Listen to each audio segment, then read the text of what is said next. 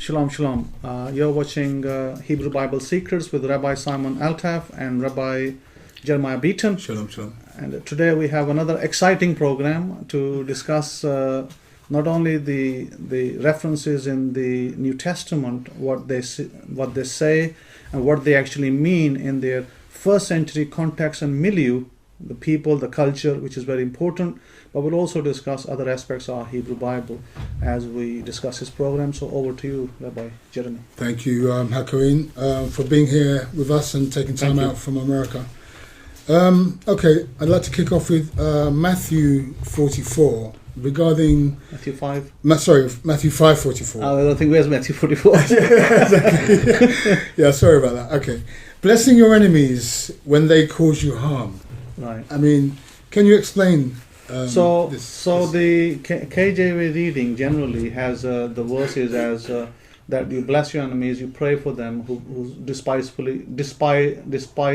you or despitefully use you. Mm-hmm. However, the problem is this, that of course, Christians understand from that they have to pray for their enemies. Very hard thing to do, to pray for your enemies who want to kill you and destroy you. Of course. So first of all, what is the context? What is the context of this verse? The context is let's face it, Yeshua was a Jew. Mm-hmm. Let's face it, what he was. Yeah. So he's speaking to Jews, right? So who's using who? Who's persecuting who? So Jews are persecuting Jews? No, because we're talking about Gentiles here. Right. Gentiles who will try to enslave our people or put them down, etc. So what Yeshua's disciples, they were not Christians. Mm. They were Jews. Synagogue attending Jews. Right. Let's get that right. Okay. Right? They weren't going down to the Baptist church down, Bicester Road, so to speak. So we're talking about the 12 disciples, basically. Right. Yeah. So these 12 disciples, he's referring to them and he's telling them, what you're to do. And what are the things that again, mistranslations creep into the Greek as well. Mm-hmm. And what the words actually say there, it doesn't actually say they despise you as such, because that word's been added. It doesn't exist in the Codex of Matthew. Okay. But what it actually says is that those that carry you away, in other words, they kidnap you. So if somebody kidnaps you, and that did happen actually in Africa to certain Jews who were kidnapped, the black Jews who were kidnapped in Africa and brought to the shores of America and wherever other places. Mm-hmm. But so what I'm saying is that there were certain of that applies. So in this case, and what we understand is that the kidnapping from a Torah perspective is that it's unlawful to kidnap somebody. Even today in our law society, it's unlawful to kidnap somebody against their will. Yeah. So what most people don't seem to realize is that when Christians read the Ten Commandments, and some of them love the Ten Commandments, they love to read them, but they don't act on them. No. So you see, the Ten Commandments talks about the Sabbath. Well, how many Christians act on the Sabbath? Right. Probably, I guess, other than the Church of God, maybe the Seventh-day Adventists and a few other Messianic Christians. The majority of Christian world, the High Anglican Church in England, definitely don't teach the Sabbath. So therefore, what we're going to understand is that when the Ten Commandments say something, it doesn't necessarily mean exactly that. Right. So to explain to you, to come away with that part of Matthew chapter 5, how that relates to the Ten Commandments is that it's speaking about a command from the Ten Commandments. What is it speaking about? Believe it or not, thou shalt not steal. Right. Thou shalt not steal doesn't mean thou shalt not steal money. It's saying it actually means thou shalt not kidnap.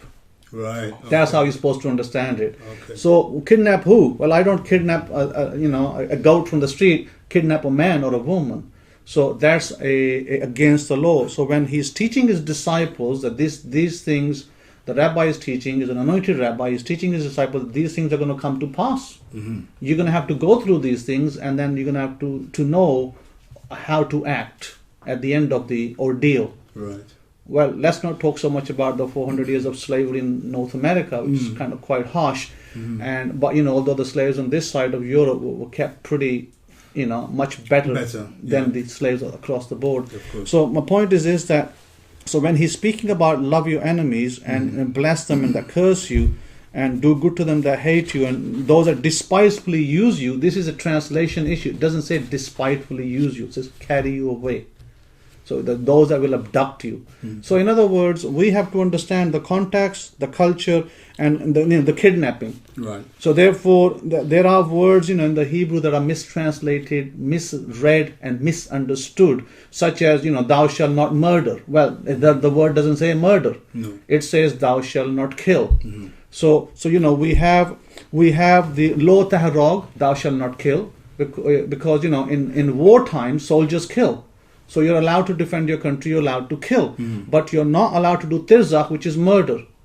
So today in our society, murder is a crime. Yeah. That's when you're just going out to kill somebody, literally to rob them or do something. But if you're defending your family, then that's different. Let me put it kind of a funny way. Right. In London, if I try to defend myself in my home and I shot somebody coming into my house, I will be the one being judged in the court. That's right. The thief's family or the murderer's family, those that came to rob me, they'll go to the court, they'll file a case, and they'll say, this man, hurt us. Yes. Such cases happen in England, where a farmer, if you remember, a farmer shot somebody and they prosecuted him in court for murder or manslaughter, whichever you want to see it. So in this case, you are the one who become the offender. In American law, in most states, it is legal to shoot first and ask questions later in your home. Right. Which I believe is the correct thing to do, because the weapons are supposed to save lives, not take lives. Yeah. So a lot of us in America understand that the gun is a good thing. It's not a bad thing. Yeah. So so there's gun laws in America for that. But yeah, of course there are times when people misuse it. Yes. But weapons save lives. Weapons don't kill people; they save lives. Yeah. It's people who kill people because of misunderstanding or misdirection. And you see that in America, certain shooters in San Bernardino's case, where a Muslim couple went out and slaughtered a number of families. Well, it wasn't the gun that killed; it was their motivation, their jihadi ideology. That's right. Yes. So we have to understand who kills. Yeah. Does a gun kill or does a person kill? Yeah. So that's kind of that's where we are going, is that in Torah we talk about justice. So what Rabbi Yahushua was teaching was justice, how to be just in society that you live in. Right. Okay. That's quite important. Regards going on to my next question, regards to Mark 3 and the parable. Mark chapter 4. Mark chapter 4, sorry, Right. and the parable. Hearken, behold, there went out a sower to sow, and it came to pass, he sowed. Some fell on the wayside, and some fowls of the air came and devoured it. So if you could just expand on the sower. So we have to understand again. What is your understanding from a London perspective? The Cockney accent, with that Cockney accent. What is your understanding that? What do the Christians believe in that? Well, I mean, obviously, we're talking about the good seed and the bad seed. It's like if you obviously keep the Christian laws, don't harm your brothers and sisters, and their understanding is that, but our side is we look at it as a Torah perspective. Okay, so in order to be a good Christian boy, you got to act the good Christian doctrines of the church. Exactly. And then you're considered a good Christian boy, and so that's the word. So to them, the word of God is the New Testament. Of course. Am I right in that? That's right. Yes. Okay. So as I said earlier, is as a rabbi and as anybody else who's not even a rabbi, as a person, your duty is to find out what is the culture and what is the context and what is the people. Okay. Who is it being spoken to? So it's been spoken to Jews, first century Jews who went to synagogue. So therefore, or Israelites, if you want to call it Israelite, broader term, applies to any tribe. So therefore, my point is this, that when the parable of the sower is given, so Rabbi Yahushua basically turns around and says, when people are puzzled by his parable, and they say, the disciples come to him afterwards and say, well, Rabbi, Master, what do you mean by this? And then he says that the secret has been given unto you to interpret parables. Well, who is the secret given unto? Christians or Jews? Right. Jews. It's Jews. Right? So therefore, if it's given unto the Jews who, revered this rabbi, just as today, many people from Chabad Jewish camp, they revere Rabbi Shanier's son. Right. They're expecting him to come back after his death. So I'm saying the same way, these disciples, they revered their rabbi. And they also expected their rabbi to come back. Right. Let's not, I'm just saying, they're throwing it in there. Yeah. In Christians' favor. Sure. So if those Jews at the time, they were given this parable, so it's their milieu, their context. They didn't have no New Testament books in front of them. There was no Matthew chapter 13 That's or right. Mark chapter 4 talking about the parable of the sower. Yeah. The parable came out of rabbinic thought. It came out of rabbinic Judaism, the milieu of the time. Right. And so when Yeshua relates a parable, he then talks about the different aspects of it to his disciples. He says, given it to you to understand. Why? Because they study Torah. They go to synagogue. So therefore the application is taught. So then he goes about and says, well, the seed is a word of God. The sower is, of course, God himself. Seed is a word of God. So when he says word of God, well, what does that mean? Doesn't mean New Testament, because they didn't have no New Testament. So what is the word of God? The Torah. The Tanakh. Okay. That is the word of God. So he tells them the Torah is the word of God. Therefore, he says, those of you, then he explains the different aspects of the parable. It fell on the rocky ground. Right. And people, basically the rocky ground wasn't so fruitful. There wasn't enough earth on there. Yeah. And therefore the seeds withered away when the sun came up, it killed the seeds. They couldn't take hold of the ground. Right. So then he talks about, the cares of this world. Some people had the cares of this world too much. First they received the seed, then the cares of this world choked them. So they we're basically saying, removed them. So we could actually put that into today's context Yes. as well, in regards to some people being shown the Torah as the Yeah. way of the truth, and then not being able to walk in it because of obviously the way of the world, and they Right, very, very important. Yeah, you said a key point there, Okay. way of the world. Right. So way of the world is traditions. You may turn around and say to me, I may bring the Torah to you, say this is a word of God. And you may turn around and say, well, I only know the New Testament as a word of God. So my tradition teaches me that my church, my denomination teaches me that this is the word of God, the New Testament, Yeah. the writings of Matthew, Right. or the writings of John. Well, neither of them are prophets. Right. So let's not talk about who removed their surnames. Right. So, but the thing is the word of God in the first century context is Torah. So therefore, if you bring Torah to somebody and they say, well, okay, I'm going to do it. We know somebody who said that, certain person. I'm going to do it, or I'm doing it, or Rabbi Mizrahi is teaching me. But his actions are, unfortunately, he's not doing the Torah. So if somebody says that a certain rabbi is teaching me, and I'm just using Mizrahi as an example, no offense to Rabbi Mizrahi. Yeah. I respect the guy. Of course. So I'm just saying that if a rabbi is teaching you, it could be a rabbi from Chabad, it could be Rabbi Jonathan Sachs in London, whoever is teaching you, and you don't follow that rabbi's teaching, and you say, well, actually, no, I'm going to do the New Testament because, that appeals to me more. So that means that you have rejected the word of God. Right. You haven't rejected the rabbi. What does the rabbi care whether he will be upset, of course, you don't follow the word of God, but Sure. his eternity is not affected. Yeah. Yours is. Yeah. So when you reject the word of God, you're choked by the cares of this world or traditions of this world. And one of the traditions in England says that, if you're an Anglican, you behave in a certain way. If you're a Protestant, if you are a Messianic, you behave in another particular way. So these are all, different traditions of people over here. So what we are saying is that Rabbi Yeshua was speaking to his disciples. Well, if you as a Christian today are saying that you are the disciple, he is your master, everybody here calls him Lord, those that are Christian. Yes. Well, I don't see any actions of the Lord. I don't see no Torah, I don't see no Sabbath observances, I don't see no halakha, I see nothing of the observance. Sure. So what exactly, why do you call somebody a master and don't follow his precepts? So he taught you to obey the Torah, you don't obey it. So the word that he is given was the Torah. But many people don't follow Torah and they detract from it and they run to other doctrines of men and traditions.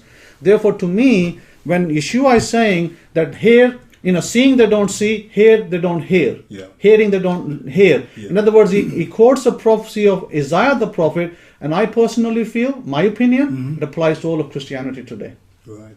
Every one of them, because they don't obey their own master. Right. Because Yahushua was keeping the Torah, and, Yes. and that was his remit. Right. And as so if you want to be really a good disciple of Rabbi Yeshua, it's okay if you want to call him a master or Lord, because Lord has many contexts and meanings. If you want to call him my master, Adonai, it's fine. I don't have a problem with it. But if you don't follow what the master taught you, I definitely will be critical about it. Sure. Because you don't follow your rabbi, your teacher. Of course. So can we say that these disciples were men of God, and what determines a man of God?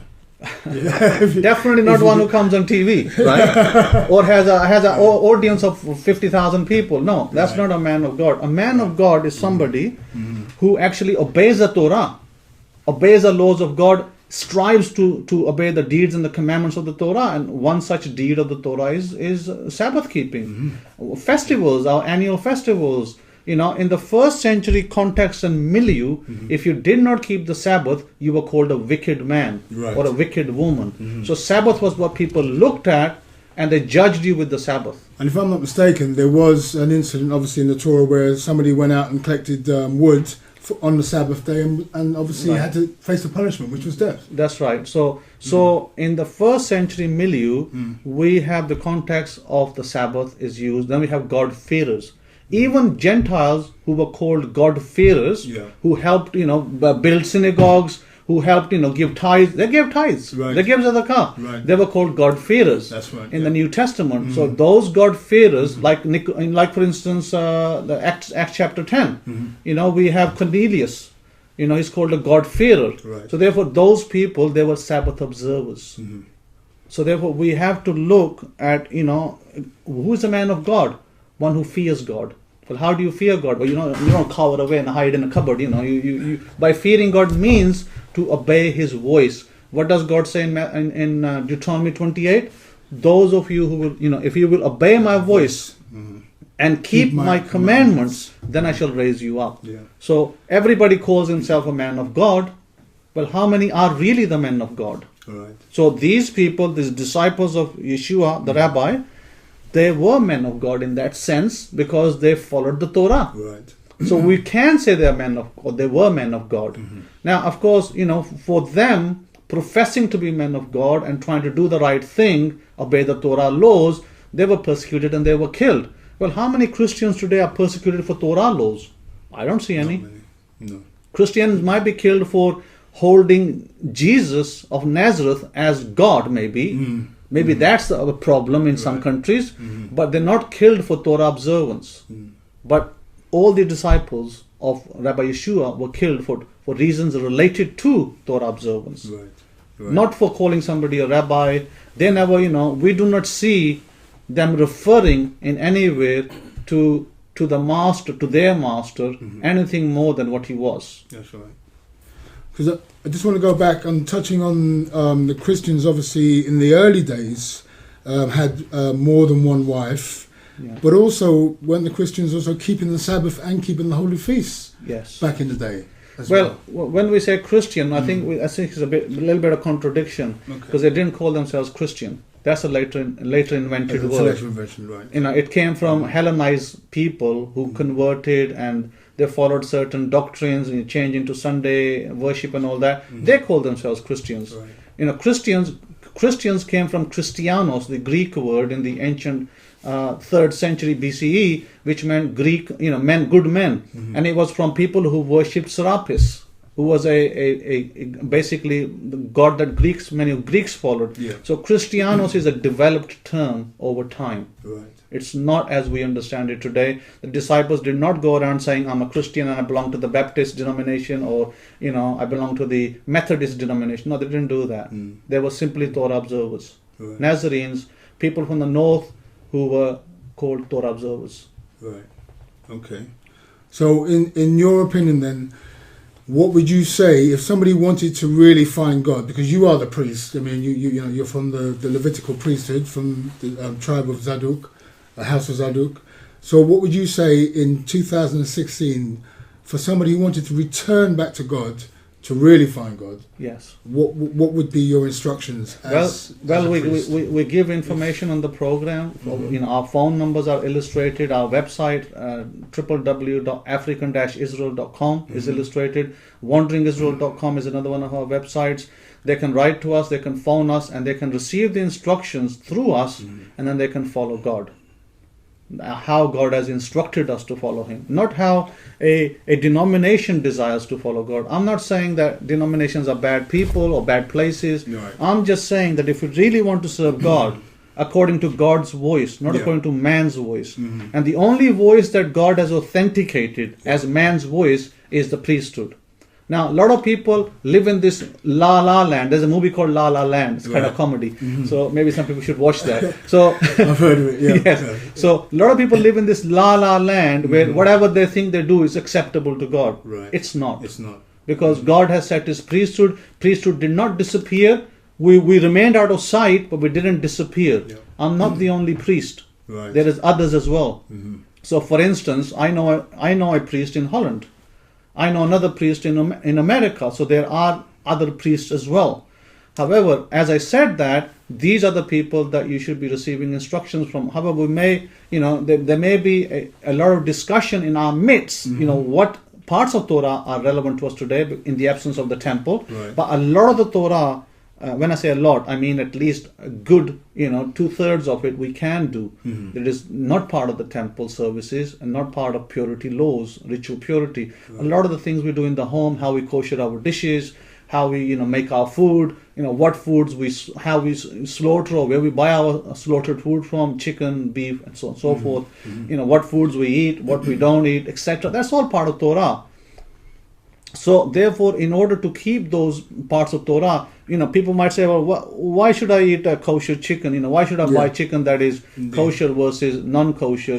Chicken that's been zapped, in Tesco's or something, and they sell that in Tesco's or wherever over here. Yeah. So my point is that the reason that is given to eat kosher food is to raise your spirituality up. So if you want your spirituality on the ground and you call yourself a man of God and you eat chicken from Tesco, I'd have to question if you're a man of God. Indeed.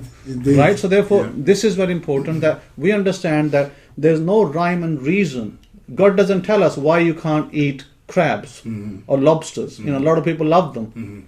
God doesn't tell us why, but God just tells us don't eat them. Don't eat them. So, today science tells us why certain creatures are adversarial for you. For instance, shellfish, they'll tell you that shellfish, because they're sea cleaners, they pick up radiation. I remember a news not so long ago in London. There was a restaurant, very popular restaurant where the high gentry go, and the people were eating these shellfish, and all of them became sick. Right.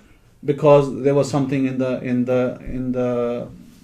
food. Why? Because it was it's radiation pickers. Right. So if you're going to take radiation in, it's going to affect some people negatively. Therefore, we didn't know that back then, but we know that today. Yeah.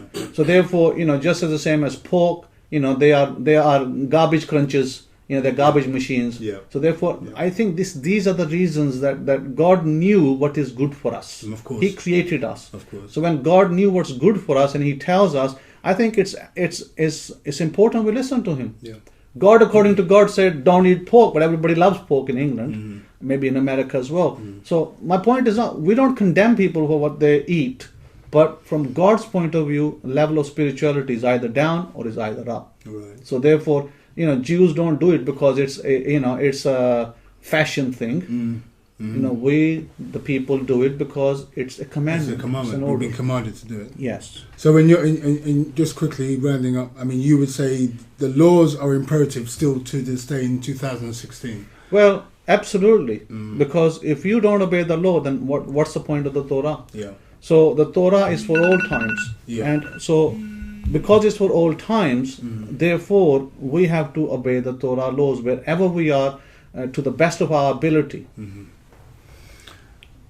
Okay, so I think that's us done for today. Okay. So I'd like to say thank you to Rabbi Simon HaKohen for spending time with us here in England and coming from America.